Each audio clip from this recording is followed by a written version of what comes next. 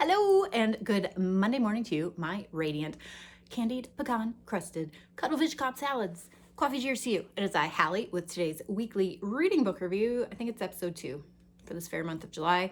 And by fair, I mean too humid to go outside. So proceed outdoors with caution or stay inside and read books, watch movies. Okay, which is what I prefer to do. Okay, first book I finished was Robin McKinley's The Hero and the Crown. We were struggling with this one last week. I still struggled. I made it through, about halfway through when she finally got on her own solo quest. I could follow along better, but still stuff, I have no idea what was happening. She fell in love with this guy in some sort of like Valhalla, but I thought he was an old man, and then she comes back and oh, okay. I'm not supposed to give spoilers. Let's say this. It is, let's say Lloyd Alexander, Tolkien, and Madeline L'Engle. So there was girl questing. Oh, and maybe some Mary Ear Pearson. So there was girl questing. There were dragon slayings. It was weird. Could be spiritual allegory for some things, and hope and death and grief and war and all the things. But there was also some adult content. Nothing, whatever. But again, a Newbery, guys. A Newbery. When she's a grown up and making out. Even if it's closed door making out, it seemed weird that this was a kid's book back in the day. So I believe it was 1984, won the Newbery. It was intense. It was sci-fi. I would put it in adult sci-fi now, at least YA. So there's that, Robin McKinley, Hero and the Crown. Not for me, but I know I love her as an author. It just wasn't my favorite book of hers. Cool. Not all books for all people. All right. Or mindsets. That could change. Okay. Next one I finished. I wish you guys could reach out and touch this beautiful cover. It is a matte, like textured finish. It's so yummy. This is Bruno, Chief of Police by Martin Walker. I didn't know this was like first in a very lengthy series. What did make sense to me after reading it and crossing my eyes, he wrote all of these nonfiction books before he wrote his first fiction novel. So what I liked about this book was that it was a small French town. The first chapter is Bruno, her chief of police, in cahoots with the mayor and different people around town because the inspectors from the EU or whatever have been cited in a other town, and so all the farmers, the local farmers, are hiding their cheese in other people's refrigerators for their 700-year-old farmers market. And then the kids of the once French rebellions put a potato in their muffler, whatever. It's funny. But then a guy, an 80-plus-year-old Arab man who keeps to himself, is murdered with a swastika in his chest, and gross and also hateful. And so then it all becomes this like political upheaval and neo-Nazis and the French Nationalist Party, and it gets into all these politics and stuff, which again is why his nonfiction background makes sense to me. So I didn't care about the politics. The food was great, but there's also a bit of the French male gaze in there. So while nothing was terribly explicit, they're still, making out because the female chief inspector was there. So it was okay. Again, just not for me. There's some food, there's some wine, there's tourists, there's a mystery. I did like the ending. No spoilers, whatever. I do also have his book, Chateau Under Siege, which I picked up at the Poisoned Pen when I was out in Scottsdale, Arizona for a writer's workshop thing my husband was doing, which is a signed copy. So I'm looking forward to that. This book just mannish, wasn't for me. History, politics, just give me a French small town murder without it being a hate crime. Okay. Next, much better. Much more to Hallie's taste. This is If Cats Disappeared from the World by Genki Kawamura. Surprise, Japanese fiction. Easy to read. Read it in 2 sittings, I believe. It was delightful. It's heavy. He's diagnosed with a brain tumor, and then Satan, big air quote Satan there, appears, who's him but in a Hawaiian shirt and dressing loudly, and says, if we make something disappear from the world, you get an extra day of life. And so we kind of reevaluate what life means, what you'd be willing to give up for an extended day of life, whether your life had meaning. So there's grief over his mother who's passed, he meets up with an ex-girlfriend, etc. So I'll just tell you, the first thing that disappears from the world are telephones. And really, would we be that worse off? There's pros and cons. So this would be awesome to lead a book club discussion on.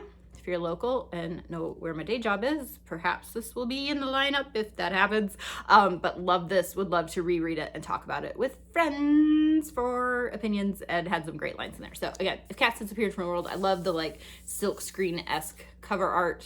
It was delightful. Highly recommend. There's no suicide ideation like the Midnight Library, but you know, there's death. Cool? Okay. Maybe not cool. You know what I mean. All right. The next one I finished, I thought was going to be sadder. It wasn't. It covers heavy topics because it's middle grade, and middle grade is delightful at covering all the things that we grown-ups and kids deal with. This is The Lonely Heart of Maybelle Lane by Kate O'Shaughnessy. Hopefully I'm saying your name right, Kate. I just kind of make it up and say it fast and hope I'm getting close. This started out very Natalie Lloyd-esque vibes. We are small town, rural, in the South, and living in a trailer park, and mom goes on a cruise ship to sing, and Maybelle is left in the care of one of the neighbor ladies in an RV. A road trip ensues, things happen. It's wonderful. I can't tell you much more about it except for there's some quotes I want to illustrate, and it was delightful. So contemporary, there's no magic in it, which makes it non-Natalie Lloyd-esque, but I adored it. Kate, you may know from me highly recommending Lasagna Means I Love You, as well as her most recent cult book for kids, The Wrong Way Home. So this was her debut in 2020. It's out in paperback now. Highly recommend. Here we go. Oh, and then the movie I watched with my family this weekend. This is Hail Caesar, a Coen Brothers film. Not violent.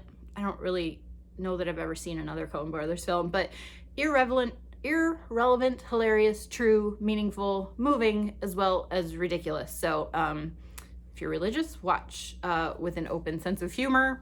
I am, and I still find it hilarious. So maybe the humor's not for everyone, but I just find it ridiculous. It is old Hollywood, and George Clooney is a comedic genius, and it's awkward and strange and weird, and I love it. Okay, currently reading this giant 500-page book. I'll talk more about that later. I got it from Book of the Month this month. This is The God of the Woods by Liz Moore. I am 62 pages into this nearly 500-page tome, and it's so good. So far, we've had 3 perspectives. It's 1975, summer camp. First line is that a girl is missing from her bunk.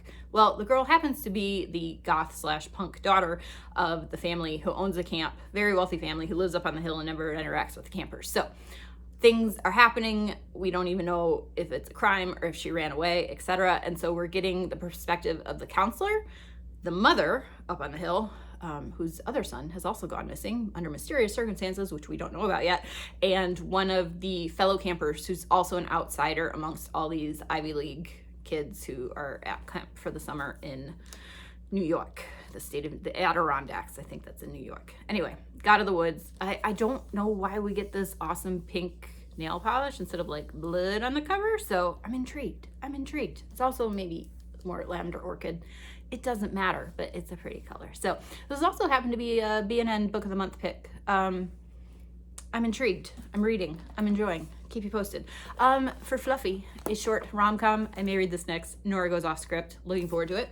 And I finally heard how to correctly pronounce the name of this book. This is ELATSOE by Darcie Little Badger, also illustrated, and I'm looking forward to this one. I heard her interviewed on a Libro FM podcast episode, and highly looking forward to that indigenous people folktale magic, familiars, animals, or spirit animals, something. I don't know, but it's gonna be awesome. So maybe it's ghost wolves. I don't remember what made me pick it up, but I just found that in my TBR cabinet, and I need to read it. I want to read it. It's so pretty. So that's ELATSOE, Darcie Little Badger.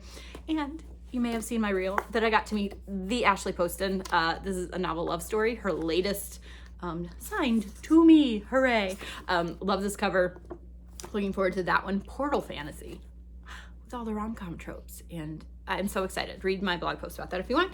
And if I get some minutes this week, I would love to finish finally watching the Hitchcock film I got out of the library a while ago. This is the 39 Steps.